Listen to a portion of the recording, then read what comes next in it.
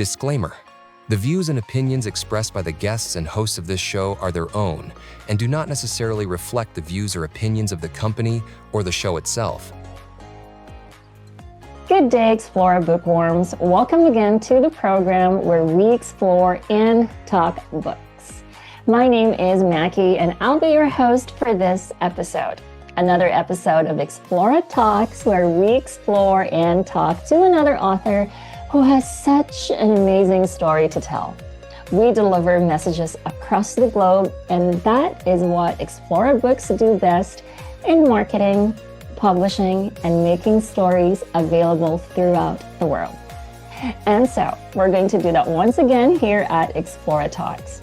Now, for this episode, we would like to introduce an author who has written a powerful, inspirational, and I'd say unforgettable journey of women breaking barriers and rewriting history.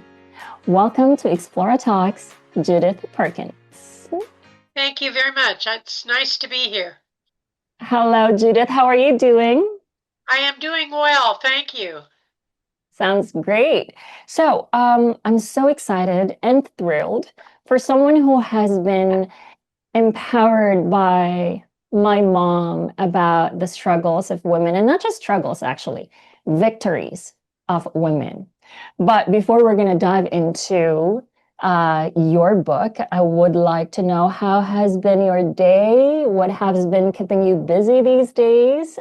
It's almost fall, so I'd love to know. Yeah, I've been busy. We just got back from a convention in Oregon, and we got back on Sunday. We had a great time. It was a lot of fun. It was very hot, but it was a lot of fun, and we learned a lot.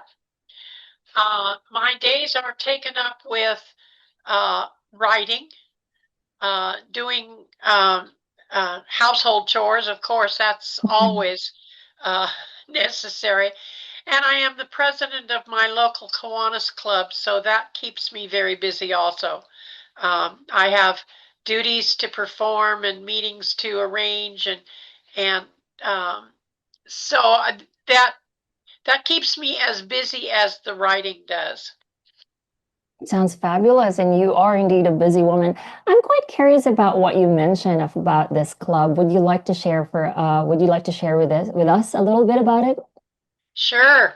Kiwanis International is an international organization of both men and women who serve the children of the world, one child, one community at a time. That's our motto. If you've ever heard of Key Clubs in high school, we are part of the Key Clubs. We are part of K Kids, Builders Clubs. These are all school activities.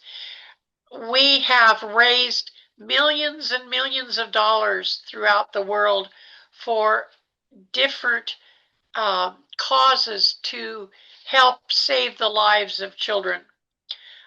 We took on iodine deficiency disorder. We took on maternal tetanus. We have a project called the Possibility Project, where we are donating money to help kids in our own area. As you probably know, homelessness is just rampant, and we need to get those kids clothes and food and backpacks and good experiences in school. And part of a good experience in school is feeling good about how you look. So a lot of clubs provide food. One of the big things that my club does is we give out 8 $1,500 scholarships to high school seniors every year, so that they can continue with their education. Wow, that's beautiful. Yeah, yes, they don't have to go to a 4-year college. That's not necessary. They can go to a technical school, a cosmetology, any kind of schooling past secondary school that they want to. So it's very rewarding. It's fun to stand up there and introduce this young person who doesn't know they're getting this $1,500 ahead of Yeah. time, and see the look on their face and how happy they are. And it's very rewarding to do that. And I've done it many, many times. That is so inspiring. Learning all these things from you just makes me want to dive in onto your book, which basically what you're telling me right now transcends from the book that you were writing to the real life that you're actually doing. And now I'm curious. Um, I'm 36 years old and I'm pretty much kind of tired of the things that I have been doing, especially with all this, the busyness in life. But you're managing it very well, writing a book, doing some household chores, leading a club. How are you managing these things? Well, slowly, getting slower all the time. I will be 84 years old next month, and I didn't start writing until I was 80 years old. It was something that was never thought about. I had no idea that I ever wanted to write a book. It wasn't in my wheelhouse. But I realized when I was 80 years old, I realized that I was the last person in my line, in my family, in my generation. There was nobody else that was in the same generation that I was left in my family. And I knew stories and tales of my ancestors. And I figured if I didn't write them down, nobody else would ever know them. And I'm a firm believer in everybody knowing their heritage, where they come from, what uh, what they're made of, who their ancestors are. So I wrote them down. I wrote all these stories down, and then I just kept writing and kept writing and kept writing. And I wrote about when I was little, when my mother was little, when I was little, my brother, when I went to school, when I met my husband and got married, and had my three boys, and how we traveled. And after we retired from work, we traveled all over the United States. We've been in every state in the United States. And it kind of blossomed into a memoir. And then after I finished that, I thought, I don't want to quit writing. It was too much fun. And it helped me formulate thoughts in my mind that I, wouldn't have otherwise. So I wrote another book, loosely based on the memoir. Then I wrote another one and another one, and that will be a trilogy called Journey to the Pacific. Um, Ooh. then I started writing the Ceiling Chronicles, and Interesting. I don't know where they came from. They just all of a sudden came to me. And So all of these things, sorry, go ahead. Yeah. I probably had heard somebody at some point talking about how difficult it was for women in the early 50s to get into the workforce and be able to do an adequate job other than be a secretary or a nurse or a teacher. Uh, so I just started writing and started formulating the stories. One of the Sounds books, beautiful. yeah, one of the books is from the 1950s, one of them from the 1960s, and one of them from the 1970s. So all of these imaginations and all of these creative ideas just happened while you were traveling around the United States. Well, traveling helped. A lot of it was listening to other people talk. One day I was up. We live in a gated senior community, and I was Mm. up in a clubhouse one day playing cards, and one lady was talking about uh, how difficult it was for the women when they came home from the war, or when the men came home from the Second World War, and the women had been out in the workforce. They'd been working in the shipyards and the factories and everything, and Yeah. doing everything that the men had done. And then all of a sudden, one day they had a job, and the next day they didn't. And the men came back. I wrote a book about that. and I got ideas that way. I listened to people. I didn't really think about it until the middle of the night, and I woke up and there it was. So I Sometimes wrote the that book. epiphany happens in the middle of the night, you know? Yeah, I do a lot of writing in the middle of the night. I don't really sleep that well, uh, and I sleep in kind of broken up patches, and I'm awake for a couple hours in between. So I go into my den and sit down at my computer and I write. Well, I And can feel that actually. That's very cozy, I would say, when you just wake up and you couldn't really go back to sleep. You'll just get some tea and then get your creative minds down there. yes, yes, Sounds great. Sounds amazing. Well, before we're going to dive into your book, because I have so many questions to ask about it, I'd like to thank you first for choosing Explora Books as our publisher, as your publisher. Um, Thank you for empowering us through this book. And I'm excited and thrilled as we dive in to your book. thank you. Amazing. So, tell me about this Glass Ceiling Chronicles, because if only I could take myself back to time. I mean, if only I could take myself back to that time. I mean, I don't want to experience it because I know it's going to be difficult, but I am curious. I would love to live those memories, and I believe you can share that with us. What inspired you to write the Glass Ceiling Chronicles? Um, it, again, listening to somebody talk about how difficult it was for them when they went into the workforce and they were doing a job that a man normally does. They were not doing the women's job of being the Yeah. secretary or being the nurse or being the teacher. Uh, they were doing a job that was not normal for women to do. And that kind of I, inspired me to write the first book was Danby Press. Uh, and it was a young girl who lost her parents, who had to take over a business that was a man's business. Women were not uh, uh, in the business of running a newspaper in the 1950s. So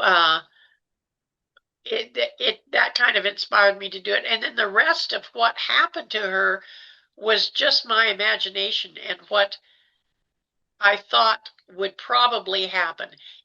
She lived in a small town in Montana. There were men in the town who resented her. Uh, Both her parents were killed in a plane accident. She had a younger sister that she had to raise, uh, a house to take care of, and Right. the newspaper to run. She had a trusted employee at the newspaper who eventually turned on her, not of his own choice, but he did. So uh, it was the struggles that she went through, the pain of being injured. They actually attacked her. The pain of trying to figure out how to keep her father's legacy alive, and that was her main goal is to make sure that her father's legacy, the newspaper in the town, stayed alive. And it was all something that she had to figure out. Bringing that legacy and bringing it as a woman to the world. Yes, as a 20-year-old, a 20-some woman, she was in her 20s. So she didn't have a lot of background and history herself to go on. So, this is really an interesting fictional book because this most likely based from the things that you've heard from your friends. But I'm curious though, why choose or why did you choose the 1900s, 1950s, 1970s setup on this book? Um, Well, the 1950s, I lived through that time. I was a young girl, but I remember my mother. My mother was a school teacher, so she didn't have such a hard time. But there was a point where there were male teachers that came back from the war and wanted their jobs back, and some of the women were allowed at that time to go into the classrooms. When during during the 1930s and 40s, women that were married were not allowed to teach school. It was a man's job, and once they got married, then they couldn't teach anymore. My mother got married in the late 1930s. She taught for 3 years before she got married, and then she was cut off. I mean, she couldn't work anymore. She had my brother and I, and then in the middle 1940s, right after the war, she was in a meeting with. Actually, it was a PTA meeting at the school that my brother went to, and the principal of the school was talking about how they were just desperate for teachers. Mother said she'd love to go back into the classroom, but couldn't because of the rule that she couldn't teach if she was married. And the principal said, you go down to the administration building, you apply for a job, and I'll hire you right away. And she did, and she was hired. She worked then in the same school for 30 years. But it was that ruling, and that rule applied to a lot of different jobs. After the men came back from the war, women couldn't get jobs like that, the good paying jobs. So that kind of inspired me to write, first of all, about the 1950s, and then I thought, well, why not take it to the next decade, the 1960s? And that's where Lawson's Law came in. And then the 1970s was paint construction. So each one of those books applied to the decade that they were set in. Interesting. So this sort of a continuation of the things that we would say a story that is based on experience. So I'm wondering if any of these characters were based on a real people No, or okay, I no, didn't. not I knew nobody that except the trouble that my mother had. But before, she finally was able to go to work. But that was it. I knew nobody that had been through that at that young age. Uh, I never had any problem.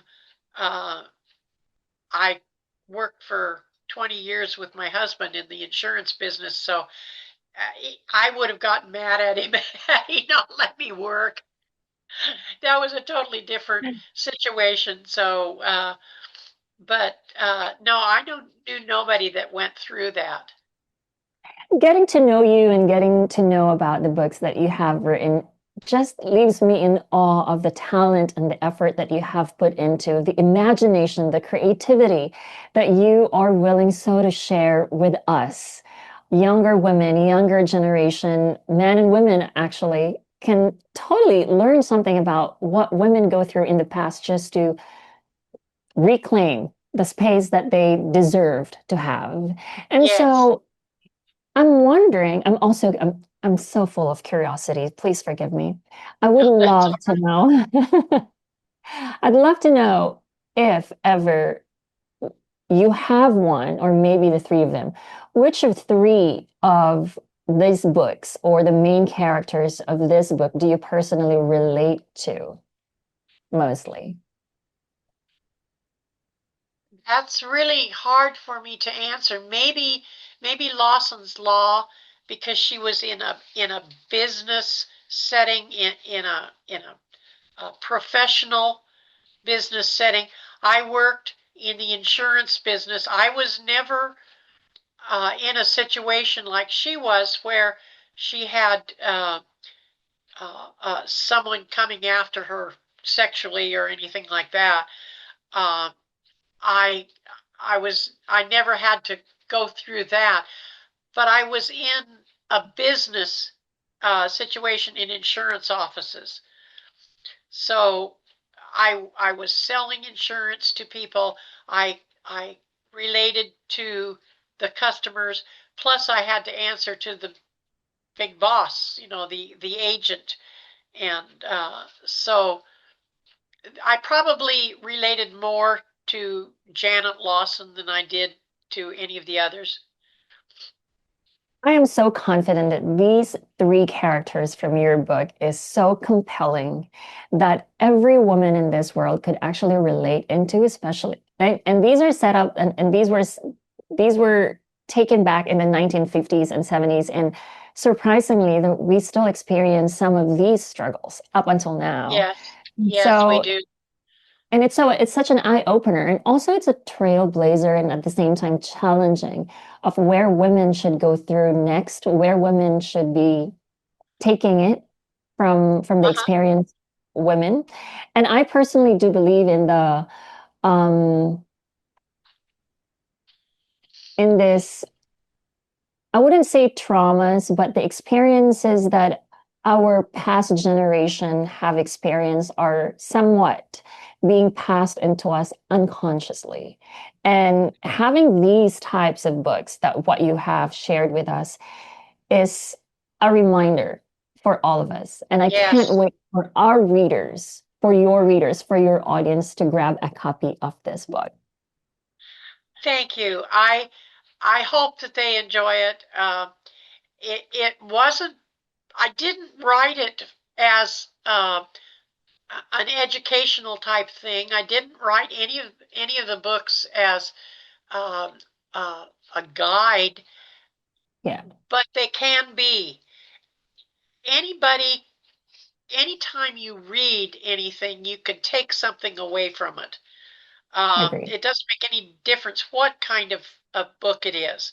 Um, a story opens up a special place in your heart, and you can learn from it. So that's one of the things that I'm hoping that all of the books that I write uh, will help people learn something. They're written to enjoy the reading, to have quiet moments of just contemplation. Uh, but I also hope that people can learn something from them too. And this is one of the things that I love about your book, because you're not obliged to get something out of it right away. You actually No, are having time, a great time. It's like a leisure reading, just reading it when you wanted to relax, and you're actually getting something out of it. And that's beautiful. yeah, yeah. Let me tell you something. When I did the proofreading, I don't remember which book it was. Yeah. One of the three. I read it, and I wrote the book, so I knew what the story was. I'd read it through many times, but as I was doing the proofreading, I read it through and I started to cry in a couple places. And I thought, I realized that I was, and I thought, why am I doing that? And it just hit me like I was reading a story that affected me because of what she was going through. And it was kind of strange. I felt kind of weird. Well, thanks for sharing that. That's really invigorating to know that even you, who wrote the book, the author of the book, was really got attached to a character that you completely made. And Yeah. that's amazing. That speaks so much. Speaking of which, I'd love to know, what's the most difficult part of writing this book? Um, Probably the physical part of writing it, just sitting down and typing it. Uh, I'm not uh, I'm not I'm not acquainted with a computer that well. If I Hmm. had an old upright Underwood typewriter, I would do great because that's what I learned to type on.